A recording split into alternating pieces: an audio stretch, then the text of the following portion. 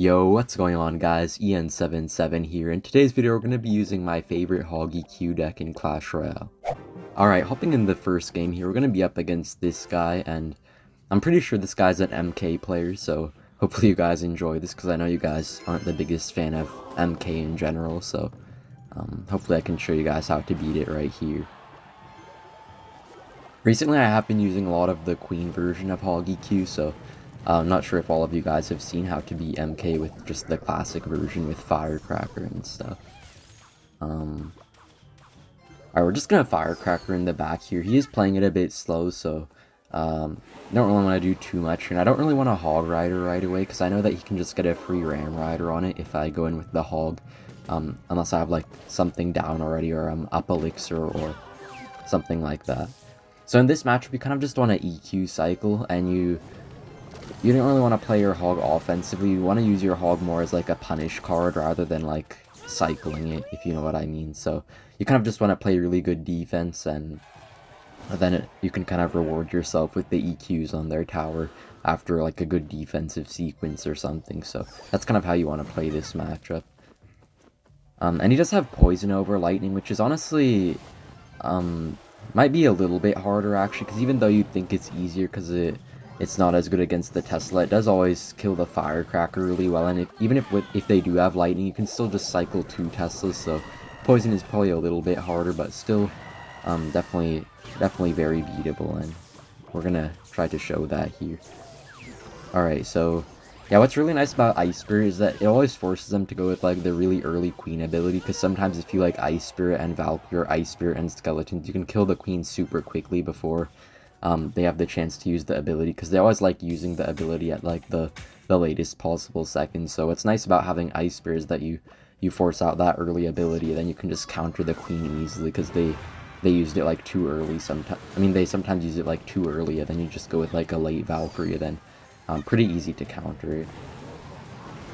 Alright, so this guy's just gonna keep poisoning us, and honestly I'm fine with it. Like, we're just gonna keep EQing him, and we have like a faster cycle, and our EQ is only 3 Elixir, and his poison is 4 Elixir, so it's probably gonna go in our favor if this keeps happening, so I'm pretty fine with this. And yeah, Firecracker is just so good against these MK Queen pushes. It's a lot better against this deck than I feel like Queen is. Well, not always, but especially if they have like Lightning in their deck, then I feel like Firecracker is so much better than Queen, but yeah. Alright, so we have a really clean game here so far. We did get the King activated just a bit ago, and Ice Spirit also really helps out against the Ram Rider. Like, it makes you not always have to use your Tesla on the Ram Rider. Sometimes you can just counter with like a Ice Spirit plus a couple other cards or something. Alright, and as you guys saw there, like, I didn't just go for a Hog for no apparent reason. I went with the Hog there because I knew he didn't have like a Ram Rider in Cycle, and he didn't have like Snowball either, and he didn't have enough for an MK, so we just got a ton of damage just from that smart play there. Alright, so he's gonna activate his King Tower with the MK, but I'm gonna go with the EQ and with the Logs, so I can make the Inferno Dragon go in front of the MK, I hope. And yeah, I mean, sometimes the Inferno Dragon can be a bit tricky to deal with, but making sure that the MK goes in front can actually really help you, so pretty good for us here. His Bandit not gonna get too much value either, gets really, I mean, just gets cleaned up really nicely by all our units. And if we can get a Hog hit here, we should just need like one more EQ at this point, unless our Firecracker can get some good splash damage. Okay, that's gonna be in log range, so that's gonna be GG. We have a really clean game here against MK. It's always nice beating it. Alright, hopping into game number 2 here, we're gonna be up against this guy, and I actually have no idea how to pronounce this guy's name, so we're just gonna see what happens. Okay, interestingly, he does have Goblin Gang here. Normally you would think Goblin Gang means bait, but nobody really runs bait with Goblin Gang anymore. Pretty much everyone uses guards, so probably gonna be something else. And he does have minions and miner, so probably either gonna be like Lava Hound or Balloon. Both of which won't be too easy with this deck, but we'll see what we can do. And we did get quite a bit of chip damage with the Hog Rider. Okay, so he does have Minion Horde here, so it probably is going to be Lavaloon with like that weird spammy version. So I'm just going to go with the Hog here, and I'll be ready with my spells. And yeah, I just go with the Skarmy. Honestly, I feel like whenever you go with like when you go with like a hog in front of the firecracker and they have like Skarmy in their deck, they like never expect you to prediction log because they think that you think your firecracker would just clean it up. But honestly, it doesn't really clean it up that well, so it's usually always good to like hover your EQ or hover your log. But to be honest, you kind of do have to predict them a bit, because even if you like go with the EQ on their Skarmy, if you don't like predict it, the Skarmy will still kill most of your Hog Rider before the EQ comes down. Alright, so yeah, he's gonna have Lavaloon arrows. It is gonna be pretty difficult. We're just gonna Tesla here. And notice the fact that I Tesla'd really late there. So the reason I did that was that I could separate the balloon from the lava hound. So if I just went with like an early Tesla, I would have just lost my entire tower right there. But I went with the late Tesla, so that allowed the Tesla to target the balloon instead of the lava hound. And yeah. And also notice how I delayed on the firecracker a bit there, because I was expecting that he would go with like minions and support his lava with all that type of stuff. So yeah, it works out really well for us, and we do have a counter pushing firecracker, so yeah. And he's gonna scar me once again, but I was really quick on the EQ, so we got it killed really quickly and got a ton of damage here as well. And yeah, you kind of just have to like cycle as many firecrackers as you can, because whenever you have like a firecracker on the board, like that's going to be a pretty big threat for them, so it always puts you in a position to where you can just keep on attacking and attacking. And we're also going to set up a Tesla here. It's always important to get pre-Teslas against these like balloon decks in double elixir, because I know that he's going to have like a really big balloon push here probably, so if you don't get a couple Teslas, it's going to be hard to defend. He does go in with the miner on one of the Teslas, so it is going to die, but I don't really care too much, because we're already back to another, and we have Firecracker. But also, you guys should notice how I cycled like the first Firecracker really early, so he doesn't have arrows here for a second Firecracker, and it's just going to clean up really nicely. And he might take our left tower here, but we just need like an EQ to finish off his left tower, so yeah, going to be GG against, honestly, a pretty hard counter, so yeah.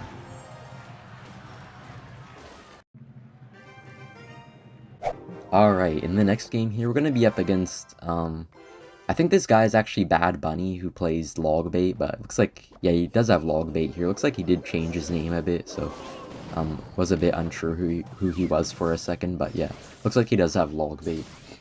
And honestly, Logbait's a pretty good matchup usually, but ever since they added guards, it became quite a bit harder, because now they can just, like, easily counter your Hog Rider every time with, like, guards plus Ice Spirit, or, guards plus logger or anything like that, and you can't really kill the guards. The only way you can kill them is if you go with like a log plus EQ, but then you don't have any counter to their goblin barrel. I mean, you do have Valkyrie, but you don't have like any super easy cheap counter, so yeah, it's never really worth it to go with the EQ log unless it's like late double elixir, I feel like, or just like when you know you can get away with it, but that's pretty rare. Alright, and he does have Tesla as well over Inferno Tower, which is going to make it even harder, but we did have a pretty good start so far. Got a bit of EQ chip damage, and we're just going to keep EQing him little by little, but you do always have to watch out with his princesses, because you can get EQ chip damage in single elixir, but they can also get a lot of princess chip damage. And we're actually going to predict him for the second time in a row, so always feels really nice when you predict those bridge princesses by the bait players.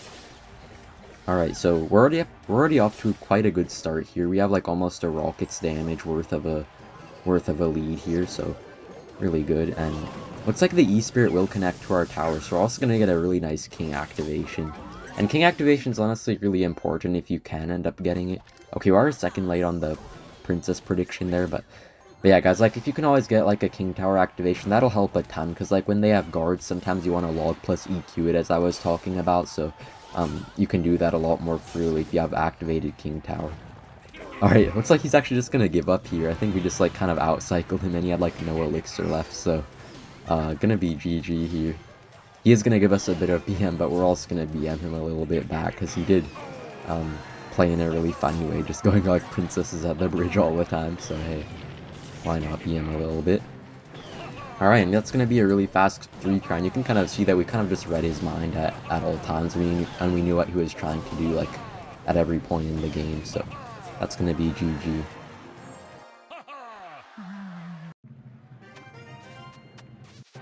Alright, hopping in the 4th match, we're going to be up against this man, and I have been facing this guy quite a lot in recent videos. He does main E-Giant, so he's most likely going to be playing that here. Just going to EQ up first, because we don't have like Hog in hand or like a log to cycle, so no reason to not go in with it.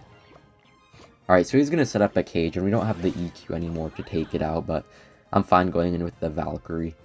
Even though I know he does have Queen, and he could pressure us with the Queen other lane, it does look like he's going to have to use it on defense here, and ever since the Queen nerf, you can kind of defend the Queen a little bit easier, even if you don't have like a Valkyrie in cycle or something. There are other options as well. And yeah, as I said like in a couple previous videos, it's always a really good idea to like defensive Hog Rider against Queens if you're in a bit of a pinch without like a Valkyrie in cycle or something like that. And alright, for some reason he didn't actually use the NATO there. I don't know if he's just trying to go in with like a all-in push right here, or why he decided to take so much damage.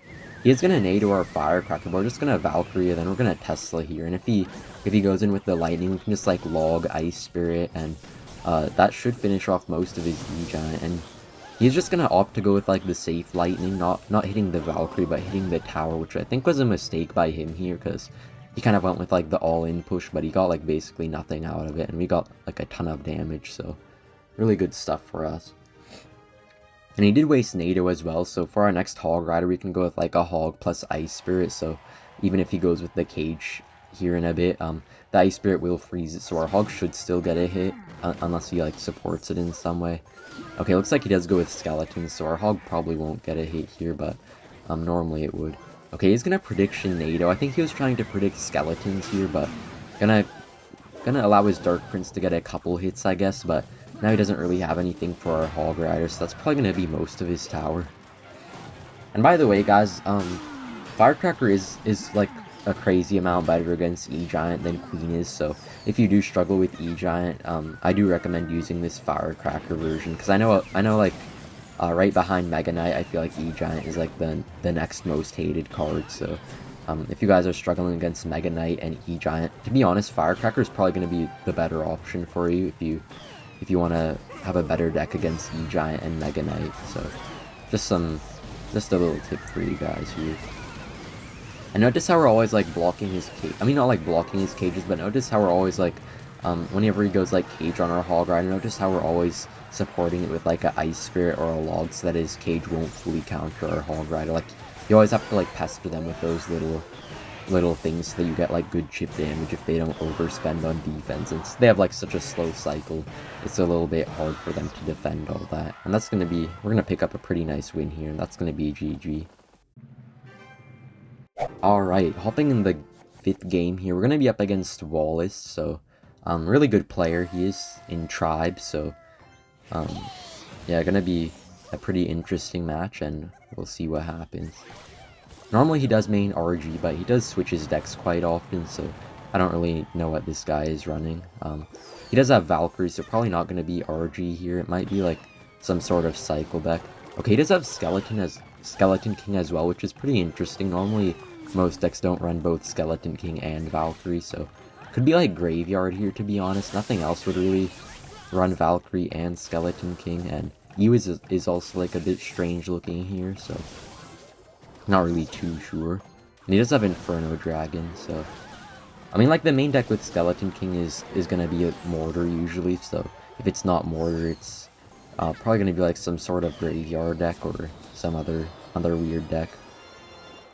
Okay, so he's gonna go with the Graveyard here, but by the way, guys, like whenever you're EQing on defense against the Graveyard, always try to like delay it as long as possible. Like I notice like sometimes people just EQ the Graveyards like right away, but usually it's like a bit better to wait for like a couple skeletons to spawn, because like ever since like the nerf to Graveyard like a really long time ago, I feel like where it like started spawning the skeletons like slower from the time you deploy it, you know, it has been like a bit slower, and I notice people still have been like, I don't know, trying to counter it based on that old time where it would start spawning really quickly, so they often don't get as much value out of their EQ as they could on defense. So always make sure to like wait a few seconds usually, unless you like really want to get a perfect defense, and you know you can without being in a bit of a bad spot. Alright, so honestly I really like the Tombstone buff, because now it does really help Hog EQ out to have these these matchups where they're running Tombstone over like Goblin Cage or something, because this is going to be a lot better than it honestly should be, just because of the fact that he's going to have Tombstone, and EQ is just like the perfect counter to Tombstone. So yeah, he does have arrows though, so we still have to be pretty careful in this matchup, and we do alright, we do have to also watch out for like Skelly King and all that stuff. And wow, that skeleton almost activated our King Tower there when we used our Firecracker to counter it. That would have actually been really insane if it did. Alright, so we're just going to kind of stack Firecrackers here. And I'm going to EQ here as well, because I know we can't really fully counter our Hog Rider without the Tombstone. And we can just easily EQ the Tombstone to prevent him from countering our Hog Rider. But yeah, we do just have to be careful of this Inferno Dragon here, because if it kind of just slips by, it could easily take our entire tower, even though we are in a pretty good lead here. But luckily his Skeleton King, we never really give him the chance to get like good Skeleton King abilities off though, which is really nice. Like we're always making him go with them earlier, just like right into a Valkyrie. Okay, so I did just defensive Hog Rider there. We're just trying to be really safe against that Inferno Dragon. Never really want to take your chances with that stuff, so yeah, and we just need like one more EQ after this, and that should be GG, and I don't even think he can defend that Hog Rider. Alright, thank you guys for watching, hope you have an amazing day, and see you in the next one. Bye!